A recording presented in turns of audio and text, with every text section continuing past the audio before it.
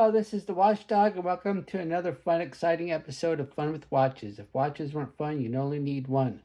Today, we're going to review the Pagani Desing PD1703. Let's start with the wrist check. I'm wearing this Rolls Team E7910, and Greg was wearing my Tsukime 9058 that he rescued from me, because I came this close to smashing the thing with a hammer, because look what it did to all my tools. Grogu said Master Skywalker told Han Solo that he found a picture of Princess Leia in her metal bikini underneath Ben Solo's pillow, and he is worried about Ben's edible tendencies. Han pointed at Grogu and said, I'd be more worried about his edible tendencies. All right, let's get this watch open. Comes in your typical Pagani Desing snapper case. And we won't go over the contents because I know you've seen my unboxing video. And let's get this out of the way. And here's the watch. Isn't that a nice looking watch? Big old Flieger pilot's watch. And even though it looks huge, it's really only 42.5 millimeters. It just looks so big because the bezel's so thin. This is a Pagani Desing Flieger chronograph. Not sure why it says diver on the case back, but somebody must have got the memo because there's also an airplane on the case back. Not sure if a Flieger should be a chronograph as they weren't used by pilots during the war, but Laco currently makes chronographs in the Flieger style, so I guess they would know. This watch has the look and feel of an IWC pilot's chronograph, but different enough not to be a direct homage. Unlike most Pagani Desing 3-register chronographs that have the VK63 Mecha Quartz movement, this has the VK67, which mixes up the layout of the subdials and also replaces the 24-hour subdial with the chronograph hour counter. This also allows for a 3 o'clock date, but Pagani Desing left the date out, and thus there is a ghost date. This watch comes in 3 different colorways: black dial with silver subdials, black dial with black subdials and teal blue hands and markers, or gold tone case with blue dial and subdials and gold hands and markers. There is no bracelet option for the gold tone. Every watch has a canvas strap option with matching stitching. There are also leather strap options, but at the time of this review, there are none available at any AliExpress store, so I won't go over them. The watch is 40.3 millimeters if you measure at the bezel, but 42.5 millimeters if you measure at the case. It's 50.3 millimeters lug to lug with protruding end links, not inverted, although they're not majorly protruding, just a little bit. It's 12.2 millimeters thick, including this dome sapphire crystal. Has a 20 millimeter lug width, and it tapers down to 18 at the clasp, and weighs 127 grams on the supply bracelet with 3 links removed. The bezel is a mixture of polished and brushed, and it's a very thin bezel, which makes the dial look so big, and I like that. I like this big dial. And then we have no sunburst effect on the dial, but we have plenty of sunburst effect on the subdials. And then we have the minute markers and batons at the chapter ring. And it does say Japan movement on the bottom.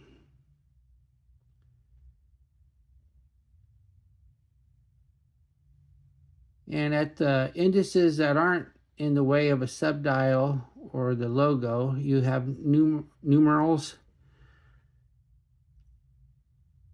And then we have the hands.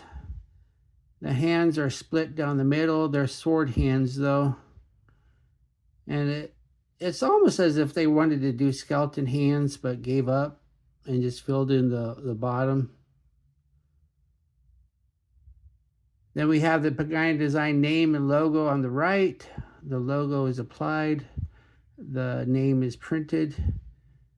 And there is no date, even though there is a date on the movement. And so we have a ghost date. I double checked and made sure. And yes, you can feel the date changing when you move it in the ghost date position. Now at the 12, most Flieger type A's, this triangle is pointing up and not down.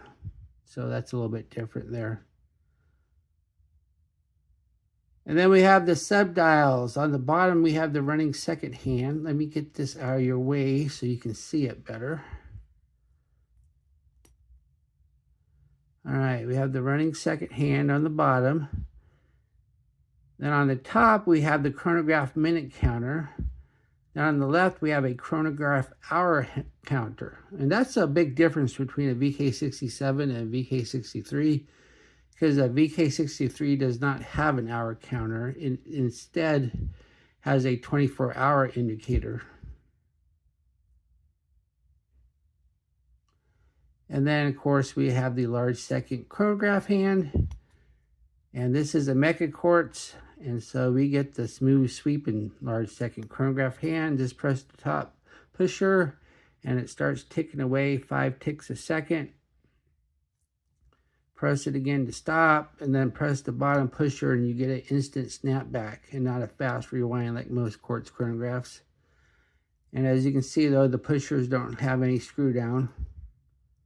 And there's no mention of water resistance on the front, but there is on the back, and you get 100 meters.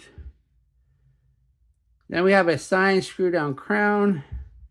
The thread action's fine. It's a little rough, but not horrible. Pops nicely. And then when you go to screw it down, it seems to catch right away.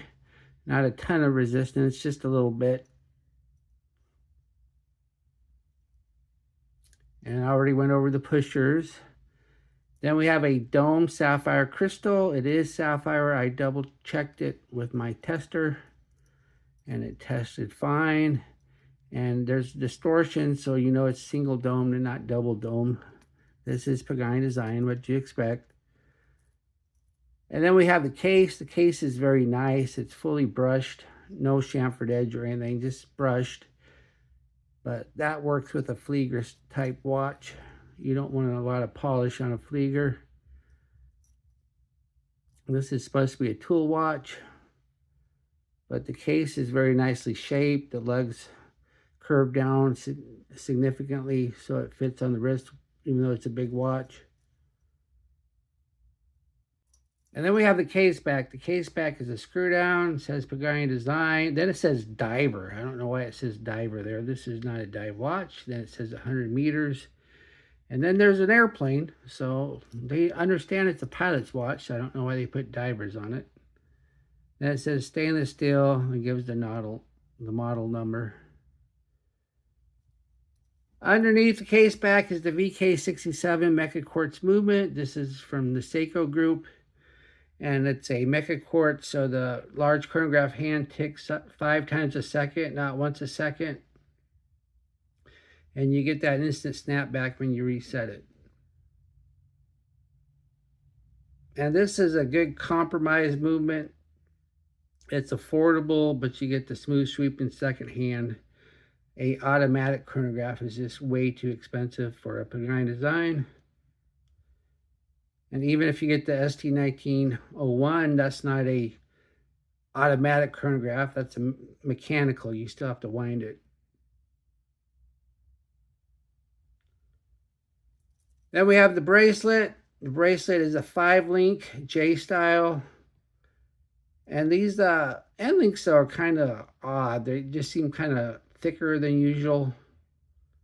But that's fine. I mean, they do the job. And they do have polish on the 2 of the center links. It would have been nice if they weren't polished. I just don't think polish looks good on this type of watch. Then we have push pin adjusters, not screw pins. Pagani Designs usually have screw pins, but on this style of bracelet, they would have been so small that would have been really hard to use. I'm fine with push pins anyway. But we have a butterfly clasp. And so there's no micro adjust. Now there's no half links either, but these links are so small, you wouldn't get half links anyway because they would be tiny. So you can get a good fit just because the links are so small. But if you ever have to adjust the fit, then you have to actually add or remove links. Here's the watch on my 7.5-inch wrist. Looks nice, wears nice. I removed 3 links, so it's not the longest bracelet in the world. So, I don't know, 8 1/4 is the best you're going to do. And then I have 5 more links to remove. So you should be able to go down to 6 1/2, no problem.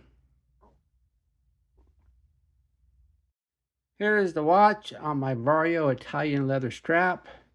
I think that looks really nice too. I think Fleegers just belong on leather. I only got it on the bracelet because there was no real leather option and I didn't want the canvas. But yeah.